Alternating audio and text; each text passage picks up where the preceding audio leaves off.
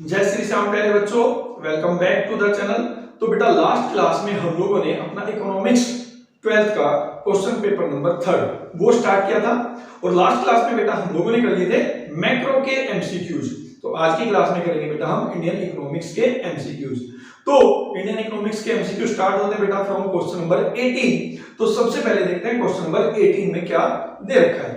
ठीक है, तो क्वेश्चन नंबर 18 में गिवन है in British India cloth industry was concentrated at. Option A दिया है बेटा अहमदाबाद, ऑप्शन बी दिया है हैदराबाद, ऑप्शन सी दिया है बेंगलुरु और ऑप्शन डी दिया है गाजियाबाद।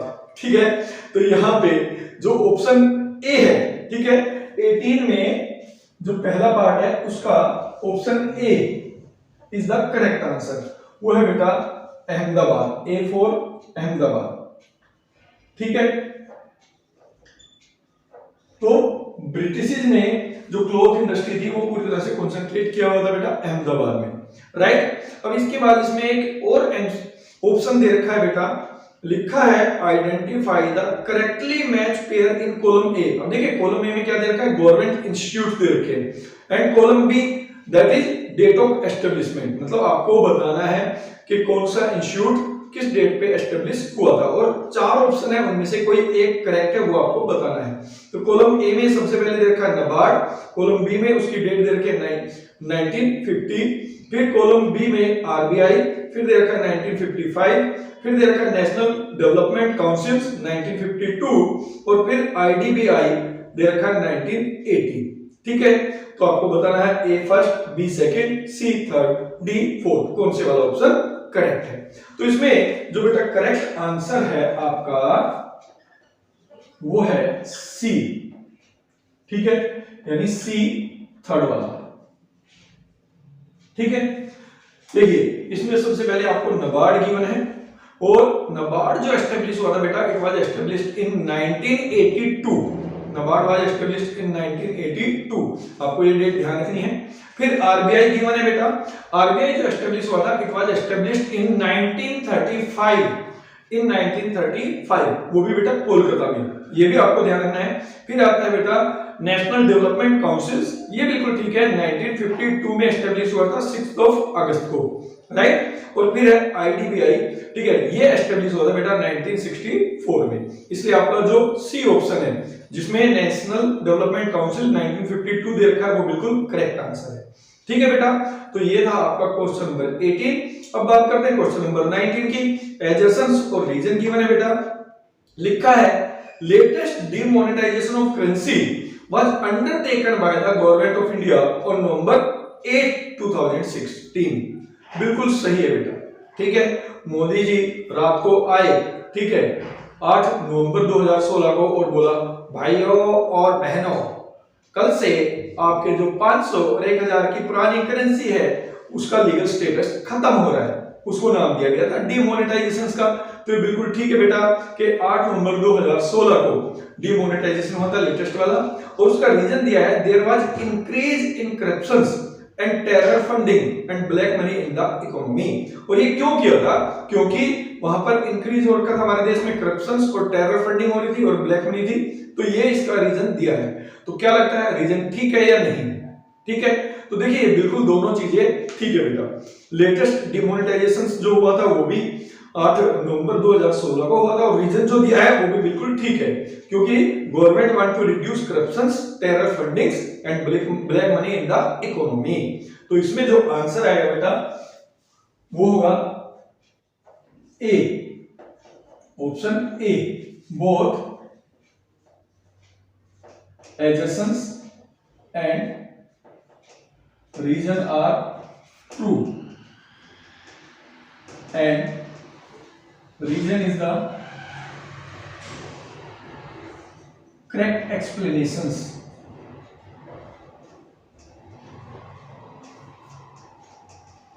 of adjacents। ठीक है, समझ में आया?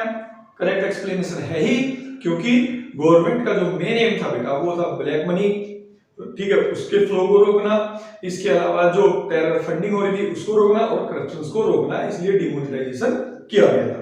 ठीक है, अब आता है बेटा question number 20। When a worker is engaged by someone and paid his her wages on regular basis is known as option A regular salaried worker, option B formal sector worker, option C informal sector workers, option D none of these. तो इसमें जो बेटा correct answer है आपका question number 20 में वो है आपका रेगुलर सैलरीड वर्कर, यानी option A is the correct answer. ठीक है, क्योंकि देखिए हम लोगों को पता है रेगुलर सैलरीड वर्कर कौन से होते हैं, जिनको परमानेंटली रेगुलरली सैलरी मिलती रहती है और रेगुलरली वो काम करते रहते हैं। ठीक है, तो उसको कहते हैं रेगुलर सैलरीड वर्कर्स। अब देखिए क्वेश्चन नंबर 21 है। 21 में एजर्सन और रीजन दिया है बेटा, लिखा है एजर्सन में it is essential to develop proper storage facility in rural area. ठीक है, फिर उसका रीजन दिया है farmer can wait for better price for their product in the market. ठीक है, फिर वही ऑल्टरनेट है, both assertion and reasons are true and reason is the correct explanation, reason is not the correct explanation, assertion is true, reason is false और assertion is false but reason is true। ठीक है, तो आपको क्या लगता है इसका सही आंसर क्या होना चाहिए? तो इसका भी जो सही आंसर होगा बेटा 21 में वो ऑप्शन ए ही है। ठीक है, यानी both assertion and reason are true and reason is the correct explanations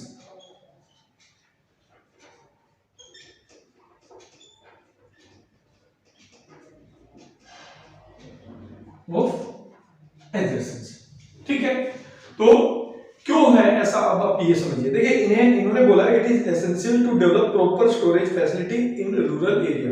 देखिए बेटा हम सबको पता है कि हमारे जैसे देश में, ठीक है, जो फार्मर्स हैं they are living in a miserable conditions, वो बहुत पुअर है।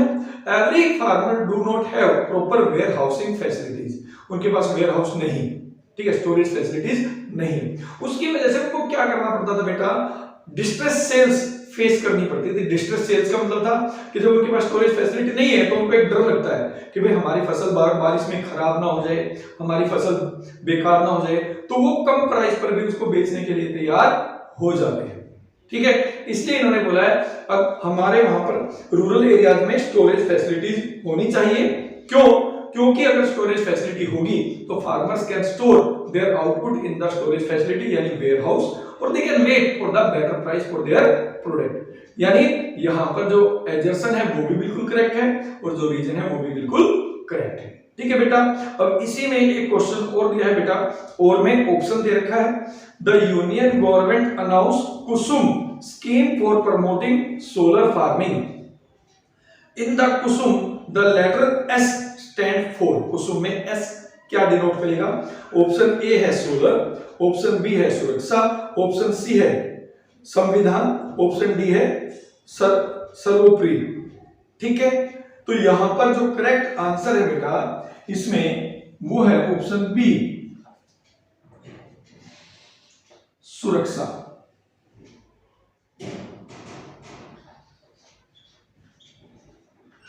ठीक है, अब इसके लिए आपको कुसुम की फुल फॉर्म पता होनी चाहिए थी। बेसिकली ये एक स्कीम है जो हमारे प्रधानमंत्री जी ने लॉन्च की थी जिसका नाम है पीएम कुसुम। पीएम का मतलब तो आपको पता ही होगा, पीएम मतलब प्रधानमंत्री। ठीक है, कुसुम का मतलब है यहाँ पर के जो है उसका मतलब होता है बेटा किसान। ठीक है, यू का मतलब होता है ऊर्जा। ठीक है, एस का मतलब जो होता है वो होता है सुरक्षा। ठीक है, उसके बाद है एवं उत्थान महाअभियान। ठीक है, एम का मतलब महाअभियान, यू का मतलब उत्थान, यानी ये फुल फॉर्म बनती है बेटा कुसुम ऊर्जा सुरक्षा एवं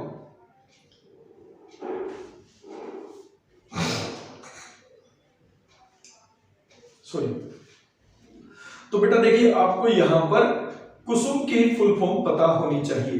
बेसिकली कुसुम क्या है? कुसुम एक जो है स्कीम है which is introduce by our prime minister, जिसका नाम है पीएम कुसुम। तो पीएम का मतलब तो यहाँ पे आपको पता ही है, प्रधानमंत्री। ठीक है, कुसुम का मतलब यहाँ पर जो के है, के के लिए बेटा के स्टैंड हो गया किसान के लिए, और यू जो यहाँ पे स्टैंड करता है वो बेटा ऊर्जा। ठीक है, एस स्टैंड करता है सुरक्षा एवं उत्थान महाअभियान, यानी एक महाअभियान की तरह चलना है जिसमें कि सोलर जो फार्मिंग है उसको हमें प्रमोट करना है। तो कुसुम का मतलब हो गया बेटा किसान, ऊर्जा, सुरक्षा एवं उत्थान महाअभियान। ठीक है, तो यहाँ पे एस का मतलब यहाँ पर सुरक्षा है। ठीक है, अब देखिए जो आपका क्वेश्चन नंबर 22 है उसमें लिखा है which of the following country has the lowest density of population. इनमें से किस कंट्री में लोवेस्ट डेंसिटी ऑफ पॉपुलेशन है? India, China, Pakistan, all have the same density. तो ऑल हैव सेम तो हो ही नहीं सकता बेटा कि चारों कंट्री में सेम डेंसिटी हो। तो डेंसिटी का मतलब होता है पर स्क्वायर किलोमीटर में कितने लोग रहते हैं। तो सबसे जो लोवेस्ट डेंसिटी है बेटा वो चाइना में है। जो सबसे लोवेस्ट डेंसिटी है बेटा वो चाइना में है। तो यहां पर जो करेक्ट आंसर है बेटा वो होगा आपका ऑप्शन बी, चाइना। ठीक है, तो ये हो गया बेटा क्वेश्चन 22। अब बात करें क्वेश्चन नंबर 23 की। तो बेटा देखिए जो क्वेश्चन नंबर 23 है उसमें आप में पूछा गया है कि introduction of economic reforms in Pakistan took place in option A 1978, option B 1980, option C 1988, option D 1991। ठीक है, तो यहाँ पे आपको एक चीज ध्यान रखनी है कि पाकिस्तान में भी इकोनॉमिक रिफॉर्म्स इंडिया से पहले स्टार्ट हो गए थे। तो अब आप सोच सकते हैं कि आंसर क्या होगा। ठीक है, देखिए यहां पर जो करेक्ट आंसर है वो है 1988, ऑप्शन सी 1988। क्यों?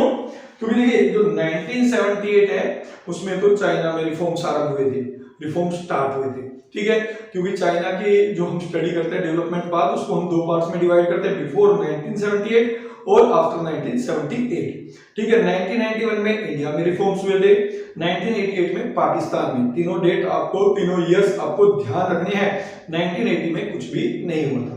ठीक है, तो करेक्ट आंसर है 1988। फिर क्वेश्चन नंबर 24 है बड़ा आसान सा। What does LPG stand for? LPG का मतलब क्या है? ऑप्शन ए दिया है liquefied petroleum gas, option B है liberalisation, privatisation, globalisation, option C है liberalisation, privatise, global economy, option D है लिक्विफाइड प्राइवेट, ग्लोबलाइजेशन। ठीक है, तो इसका आंसर तो आई थिंक सबको पता होगा बेटा। तो यहाँ पे जो क्वेश्चन नंबर 24 है, ठीक है, उसमें option B is the correct answer. ठीक है, दैट इज लिबरलाइजेशन, प्राइवेटाइजेशन और ग्लोबलाइजेशन। अब क्वेश्चन नंबर 25, देखिए क्वेश्चन नंबर 25 में आपको एजर्सन और रीजन दिया है फर्स्ट ऑप्शन में। तो इसमें पूछा गया है one of the major causes of deforestation is construction of dam. के डिफॉरेस्टेशन का एक बहुत बड़ा कारण होता है डैम का बनना, बांधों का बनना। रीजन दिया है dams are to be constructed to meet the growing needs of populations. ठीक है, ऑल्टरनेटिव वही है, both assertion reasons are true, reason is correct explanation, reason is not correct explanation, assertion is true but reason is false, assertion is false but reason is true. ठीक है, आपको क्या लगता है? इसमें भी जो करेक्ट आंसर है बेटा वो आपका होगा ऑप्शन ए, वो आपका होगा option A, both assertion and reason are true and reason is the correct explanation of adjacent। ठीक है, अब समझिए क्यों है सर।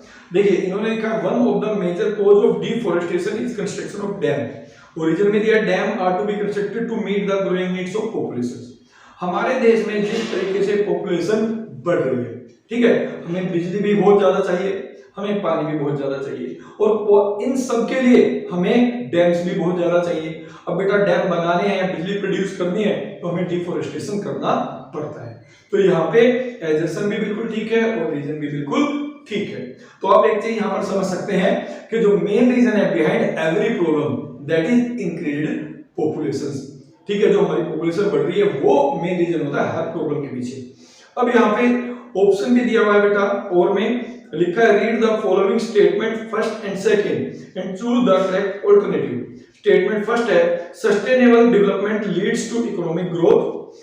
स्टेटमेंट 2 है sustainable development maximise the benefit of present generations.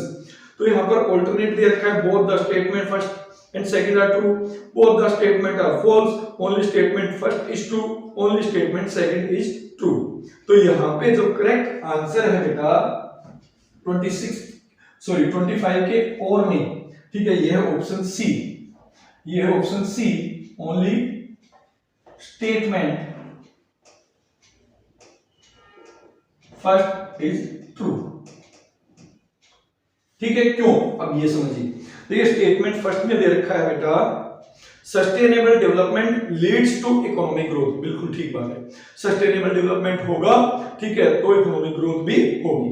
But statement 2 में दिया बेटा sustainable development maximise the benefit of present generation, ये बिल्कुल गलत है। सस्टेनेबल डेवलपमेंट में हम प्रेजेंट जनरेशंस के जो बेनिफिट्स है उसको तो मैक्सिमाइज करते ही करते हैं, हमें इस चीज का भी ध्यान रखना है कि फ्यूचर जनरेशंस के जो बेनिफिट्स हैं, जो सोशल वेलफेयर है, वो भी कम ना हो, इस तरीके से अपने रिसोर्सेज को यूज करना है। तो जो स्टेटमेंट 2 है वो गलत है बेटा, फॉल्स है, इसलिए आंसर होगा ओनली स्टेटमेंट 1 इज ट्रू। अब देखिए जो क्वेश्चन नंबर 26 है, लिखा है disinvestment of public sector means to hand over public sector in the hand of. Option A है प्राइवेट सेक्टर, ऑप्शन बी है फॉरेन सेक्टर, ऑप्शन सी है सर्विस सेक्टर, ऑप्शन डी है नन ऑफ दीज। तो यहाँ पे जो correct answer है, ठीक है, क्वेश्चन नंबर 26 का, ठीक है बेटा, वो है ऑप्शन ए प्राइवेट सेक्टर, वो है ऑप्शन ए प्राइवेट सेक्टर। ठीक है, अब क्यों ऐसा है ये समझिए। देखिए डिसइन्वेस्टमेंट का मतलब क्या होता है, जब गवर्नमेंट या पब्लिक सेक्टर, ठीक है, अपना कुछ हिस्सा प्राइवेट सेक्टर को बेच दे और उससे अपनी इनकम जनरेट करे, तो इसको हम कहते हैं डिसइन्वेस्टमेंट। तो डिसइन्वेस्टमेंट का मतलब ये होता है बेटा when government sell their shares to the private sector. ठीक है, अब यहाँ पे क्वेश्चन नंबर 27 है what percentage of India's share in world trade has been targeted as per foreign trade policy 2004-2009। Option A है 1%, ऑप्शन बी है 2%, option C है 1.5% और ऑप्शन डी है 2.5%। तो बेटा यहाँ पे जो करेक्ट आंसर है वो है आपका ऑप्शन सी, वो है आपका ऑप्शन सी, ठीक है, दैट इज 1.5%, 1.5%। ठीक है, फॉरेन ट्रेड पॉलिसी 2004-2009 में हमारा जो परसेंटेज था वर्ल्ड ट्रेड में, ठीक है, वो हमने टारगेट किया था बेटा 1.5%। क्लियर है बेटा? तो ये था आज की क्लास में। आज की क्लास में हमने इंडियन जो इकोनॉमिक्स है उसके भी एमसीक्यू कंप्लीट कर लिए। ठीक है बेटा, अब मिलेंगे अपनी नेक्स्ट क्लास में एक नए क्वेश्चन पेपर के साथ। तब तक बेटा आप लोग पढ़ते रहिए, हार्ड वर्क कीजिए, आपके एग्जाम आने वाले हैं, मिलेंगे जल्दी ही। तब तक के लिए बेटा जय श्री राम।